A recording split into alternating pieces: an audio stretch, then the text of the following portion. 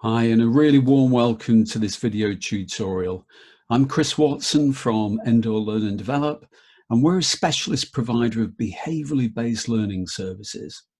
During the programme today, we're going to be having a look at what it is that great managers do differently, what separates average managers from peak performers, and how you can use this knowledge to accelerate your long-term career and succeed in a management role. Welcome aboard. In terms of what we're going to cover during the session, these are the 5 main themes. Now, this is a finding by Gallup, who are one of the largest research organisations in the world. It suggests that not only are managers responsible for the people in their team, but they're also one of the main drivers for how each person actually feels about their work. For example, it's been estimated that 1 in 2 people have left a job to get away from their line manager at some point in their career. So it's clear that the impact of a manager's role cannot be underestimated. Now, both of these sobering statistics do raise the question as to what the overall purpose of a manager's role is. At Endor Learn and Develop, we work with hundreds of line managers every year, and we regularly pose this critical question. Now, significantly, we always get a really diverse number of responses, even within the same organisation or same department. Some people would provide real detailed lists as to all of the tasks that they perform on a regular basis. Others provide a carefully crafted and articulate response which aims to cover all bases. However, fundamentally, management can be summarized in just 4 simple words. Because a manager's role is all about this. It's about delivering results through others. And it's a great definition of management because it captures every dimension of this complex role. After all, management is about reconciling 2 and sometimes conflicting objectives. It's about balancing both people and task requirements. The challenge, though, as always, is how you go about achieving this aim. The role of the manager is changing in the modern workplace. It's certainly no longer about hierarchy or structural authority, i.e., how many stripes you have on your sleeve. For example, up until quite recently, actually, it used to be said that managers manage things and leaders lead people, which sounds very plausible initially. However, these days, whether you're called a leader, a manager, a supervisor, you'll invariably have responsibility for the people that report to you. You'll have responsibility for building trust and strengthening their engagement levels. So fundamentally, all of these roles, whatever the term is, are all required to deliver results through people. Now, one critical question for anyone who's a manager, a leader, or a supervisor is, when you look into the eyes of the people who report to you, what is it that you see? And for some observers, this is where the subject of management begins. It's based on a very old book called The Human Side of Enterprise by Douglas McGregor.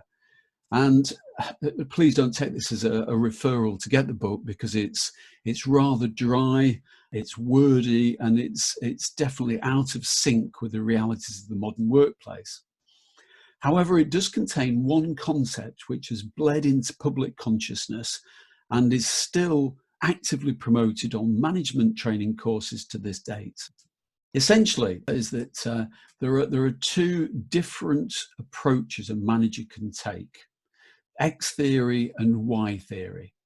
And the model's presented here and says that all managers hold certain preconceptions about human nature, and this influences their management style. It's been developed through socialization, through role models they've worked with, previous managers, and other job environments that they've been in. And as a result, some managers are more inclined to see their teams as essentially committed, driven, and motivated individuals, while others see people as needing hounding and bringing into line now and again. The way that some people manage, therefore, will always be driven by the particular lens that they see the world through. Now, most managers are, of course, a complex mix of both of these, but according to McGregor, each manager retains an orientation towards one lens or another. Now, the problem is both sides, if overused, either task management or relationship management, can create issues. Too goal-orientated, for example, can lead to a lack of concern for the impact of any initiatives on the people side, who will therefore become demotivated. Conversely, too much focus on the people side and keeping everyone happy will result in losing sight of operational priorities and the results that you need to deliver. And this isn't saying that either approach is good or bad, it's just about consequences. When you actually start to unpick the elements of both task and relationship management, as outlined here, both have actually got lots of value. So the question to ask yourself is, if you can imagine a long, thin line with task management on the left-hand side and relationship management on the right, whereabouts would you put yourself right now? And the only restriction is you cannot choose slap bang in the middle. Now, this isn't a question about morals or what sounds better or is ethically sound. It's just asking, where would you naturally gravitate to if you're being really honest with yourself? Would you gravitate more towards the right or to the left? And the reason this is asked is because wherever you decide to put yourself on this imaginary continuum, there are always consequences. Now, I've mentioned Gallup once already, but I'd now like to share one of my all-time favorite pieces of research, again by the same organization. And it's kind of built on the challenge of reconciling these two sometimes opposing requirements of both people and task. Gallup wanted to find out precisely what it is that great managers did differently, i.e. what differentiated an adequate or average manager from a real peak performer in their role. Interestingly, how they defined a peak performer was really consistent with what we've covered so far, in that for Gallup, it was someone who was able to juggle both people and task requirements. Gallup recognized that it was really easy to do one thing or another, to focus mainly on task or mainly on people, especially if you've got a disposition to operate in that way. But they wanted to find people who could keep both balls in the air at the same time and consistently deliver results through their people. So they set sail on one of the largest, most comprehensive studies that's ever been undertaken into precisely what it is that great managers do. They asked behaviorally based questions to thousands of managers to find out about their work approaches, and then compared the results of adequate average managers with those who were skilled at juggling both balls, the peak performers in their role. Essentially, they were hoping to identify the secrets to effective management, the key ingredients that separated the good from the great, the specific skills and attributes which, if they could be identified, could then be packaged as a blueprint for success and sold to Gallup's many clients around the world. And here's a short film clip taken at a recent Chartered Management Institute meeting highlighting the results from this study. And apologies for the quality of the clip. Actually, if we capture the results of this, we could replicate what great managers look like and what great managers do. And then what we can do is go around all the different sites, all the different depots, and we can upskill each of the managers if it gets this template. Fantastic, it's going to save us, loads and loads of work. And as you can see here, the methodology employed was that they did behaviourally based interviews. They, first of all, differentiated between adequate managers and really good managers. And the way they did that was, great managers deliver results through people. So they kind of keep two balls up in the air. Very easy just to look after the people and make sure everyone's happy, but the results, as we know, fall off. Conversely, it's also quite easy to be a bit of a sergeant major, yeah, and a bit of a taskmaster, or even a fear manager, yeah, but then everyone walks away thinking, you know, and it builds resentments, demotivates people after a long time, and that's unsuccessful as well. So these, it's an American term, and forgive me, these superior managers actually delivered results through people. They focused both on task and managed to sort of focus on people simultaneously. Yeah, they kept both balls in the air.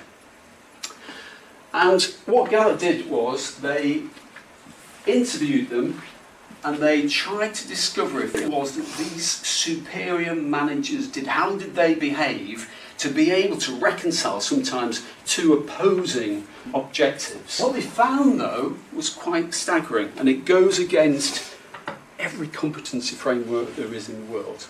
In that, there were massive differences in their approaches. What they found was there were differences in the way that they motivated their people. There were differences in the way that they gave them a sense of direction and purpose.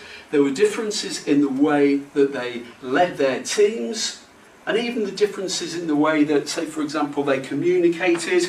Some of these apparently superior managers were still fairly old school, and they'd say, "You'll knock before you come in my office. You know, this is my office, I'm busy." Others were like, "Actually, I don't have an office, it's open door, you know, my space is your space, let's talk." That doesn't kind of make sense. So, ultimately, it seemed to be that the only thing that they found out was that there was no consistency, if you want, of approach. Okay, that's a very expensive piece of research, and they've gone through 120,000 hours of behaviourally based interviews to discover, ultimately, very, very little. Or is it? I mean, for me, actually, that's quite refreshing. Because what that is saying is that there isn't one way to manage. There isn't a template, if you follow. There isn't a shape where, you know, what you need to be is, you know, this bit about motivation, you know, you need to be this level of communication, you need to be, in terms of providing direction, you need to be here, and you need to be, yeah, you're here at the moment, so we need to increase your ability to do that. And in terms of you know, assertiveness, you know, you need to be here.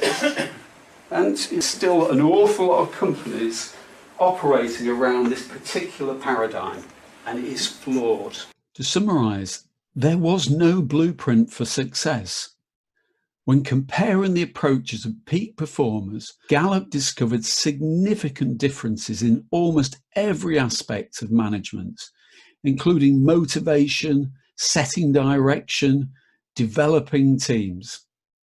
So while these findings must have been really frustrating for Gallup, for anyone who's interested in becoming a manager or anyone interested in their own professional growth, these results are also incredibly liberating, because the results demonstrate that there isn't one way to manage. And this makes sense. You think about it and reflect on all of the managers that you've ever admired or known, the ones that have really made a positive impact, and without exception, all of them will have applied different approaches to their work. Because there isn't just one way to motivate, there isn't one way to set direction, and there certainly isn't one way to develop teams. So this has got a profound effect on the way that we go about developing future managers. For example, if there really is such a variation in the approaches adopted by really effective managers, then this puts a really big question mark over many of the conventional approaches that are currently used to develop managers today. And the most prolific of these is called the Competency framework. And it's based on an assumption that employees somehow need fixing to perform at their best. Just like Rocky Balboa, people have got gaps, weaknesses which need to be addressed before they can be deemed as competent in role. And here's a couple of examples of some competency frameworks. And many of these were originally introduced back in the 1980s. And while the original driver for many of these frameworks was to define the behavioral expectations required at a different job level, they rarely succeeded in accommodating the complexity of evolving job requirements. And also, they were very rarely revisited, and so tended to express requirements of a given role from a very dated or retrospective perspective, and certainly not a reflection of what was needed moving forward in today's rapidly changing workplace. And the competency model was based on an old myth that the ideal employee could be found. It suggests that it's possible to really define a set of standards which is required for effective performance, and then this magic formula for success can be captured and shared with people in order to provide a blueprint or a roadmap for success. But what the Gallup study revealed is that this just isn't the case, and certainly not for managers. Our Gallup, therefore, suggesting that it kind of doesn't matter what skills you develop during your management career if there isn't one way to manage. Not at all. I mean, it's absolutely the case that certain skills will help managers to perform their roles more effectively, even if these aren't the sole differentiator between adequate and effective performance. For example, there is strong evidence to suggest that all managers should develop 21 adaptive skills which can add value to any organisation and at any stage of a career. So, as you can imagine, the preliminary results from this study always prompt lots of questions about what are the best ways to develop managers. And here's a typical example of this. I'd be interested in your thoughts around the idea of Gallup, have obviously done all that research that effectively found that nothing mattered apart from that individual piece, but they're quite big on the Clifton strengths thing, which is the sort of the groundwork and the foundation for a lot of strengths profiles across businesses. Yeah. Is that all a fallacy then? Is that like a... That's a really good question. Is that a money-making exercise for them and their consultants because they've already proven that it means nothing? Well, I think there's two things there. First of all, I don't think they prove that it means nothing. There's obviously merit in being an effective team player. There's merit in being, sort of highly motivational. There's merit in some roles being able to influence others. But what they were saying with that particular thing about the line managers was that actually none of those were sort of directly related to sort of superior performance in role. So it's still recognising that there is some value in them, but it's saying that by itself isn't the determining factor of success. So to do like the strength profiling across the business still has value in it. It's still... Yeah, I mean, the more I see, the more I'm sort of sceptical of any profiling thing that is deterministic and says you as a customer service agent should be this and this, because it's too prescriptive, and also it doesn't buy in and recognise the strength that each individual has. Clearly there are some ways of working that are more successful in different roles, but what the recent research with the University of Hull has found is that a more helpful approach is to look at the evolving requirements and then pull out things that actually are associated with successful outcomes. And they're not an arbitrary profile that says you should be this shape. It's much more dynamic than that. Additionally, a number of other more recent studies have confirmed that organisations are far more likely to deliver effective results by bolstering the strengths and talents of each person instead of using an arbitrary competency framework in an attempt to transform their people into well-rounded individuals. And this actually is the philosophy adopted by Facebook's Vice President of People, Laurie Gola, who made it her mission to make the big daddy of the social media world into what she termed a strengths-based organization. And it looks like her approach is paying off, because Facebook is now regularly cited as one of the best places to work in the world today. Now, there is a footnote to the Gallup study, which didn't quite end with the revelation that there isn't just one way to manage. They're about to close the book on what had been a very time-consuming and costly exercise when someone began to notice something quite unexpected.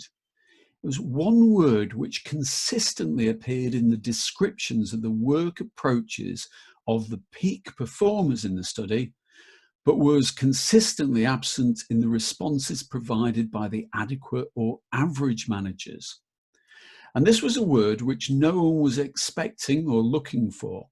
It wasn't to do with any of the dimensions commonly associated with management skills, and it wasn't something that typically appears on any competency profile.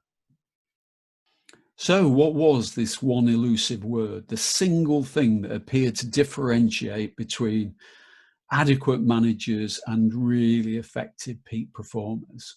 What was the secret to management that Gallup had inadvertently identified, the thing that great managers did differently based on one of the most comprehensive studies of management that had ever taken place? This was the one word which was consistently used by really effective managers whenever they started to describe how they went about their job. It seems that each manager, knowingly or otherwise, recognized the importance of individualizing their approach. So when setting direction, they individualized the same message to make it relevant to each person. If conducting a performance review, they would do the same. Even when they were disciplining a member of staff or providing praise and encouragement, everything they do was about individualizing. These effective managers had the interpersonal nous to realize that one size doesn't fit all. They knew getting people engaged and on board requires a more personalized approach. So let's have a look at why individualizing works. Fundamentally, the old McGregor model of labeling people as either more of an X manager or more of a Y manager is too restrictive. The Gallup study confirmed that effective management is about recognizing the value of both approaches and then applying them at the same time, i.e. keeping both balls in the air by combining both people and task requirements. So, a recognition of the limitation of McGregor has given rise to a new approach recently, which is called the high support and high challenge model. And this is a really simple model, which is now being used by many progressive organisations, such as the NHS and Virgin Media. And the assumption is, for growth to occur, every employee needs a balanced amount of both challenge and support in role. And as you can see, this model uses two dimensions. So on the horizontal axis is the amount of challenge provided by the manager, and on the vertical axis is the amount of support. Now, the high support, high challenge model is usually presented as a four-box model. In this way, the most effective managers will strive to spend the majority of their time in the top right-hand corner. So providing high levels of challenge and high levels of support. Now, this is, of course, just a model, and in reality, the four boxes aren't mutually exclusive. There'll be times when every manager will have to flex their style and adopt a slightly different approach. For example, if you've got a new starter to the organization, it may be appropriate to provide more support and less challenge in order to help them integrate themselves into the organization. So the manager might take on more of a nurturing type of role. Here we can see though the possible effects if any of the styles are overused on a long-term basis. Again, it's an oversimplified picture of the challenges of management, but what I like about it is that it does accommodate both aspects of a manager's role. Now, so far I've presented a whirlwind summary of this model. However, in my desire to keep this brief, I've missed off one really vital component part, and it's got to be included for this model to work. It's something that every manager should always consider, and it's to do with employee readiness. Because it's no good challenging or supporting someone who isn't ready or capable of taking on the tasks or duties.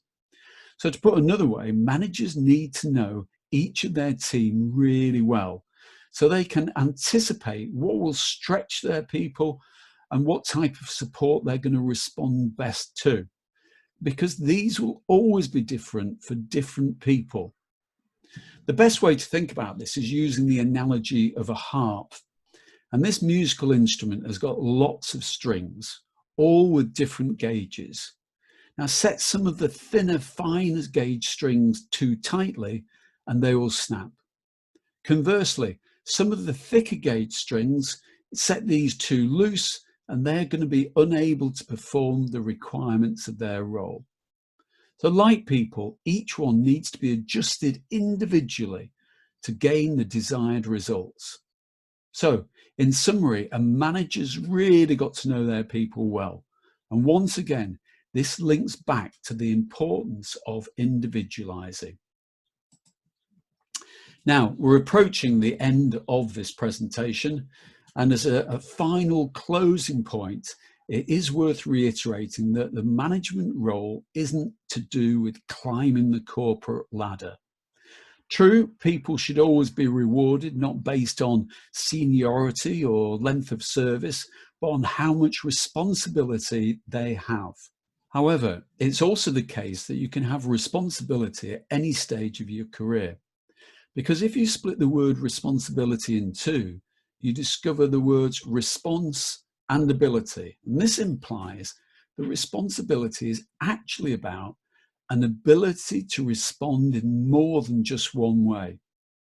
So in this way, management can be viewed as using knowledge, skills, experience, and attributes to apply a flexible approach to ever-evolving work situations. Or put simply, helping others to make sense of and adapt to their changing environments.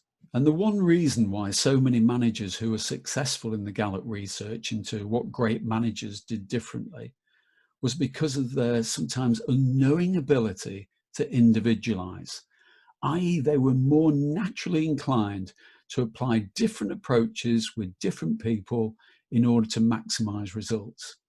In other words, they were able to respond in more than one way. Okay, we've now reached the end of this introductory session on how to succeed in management. And I hope that you've picked up some ideas and insights that you can apply back in your own workplace. If you are interested in finding out more about the original Gallup research, take a look at First Break All the Rules by Marcus Buckingham and Kurt Kaufman. If you'd like to discover how Endor Learn and Develop help managers to deliver results through their people, get in touch through the endorlearning.com website. Once again, many thanks for watching.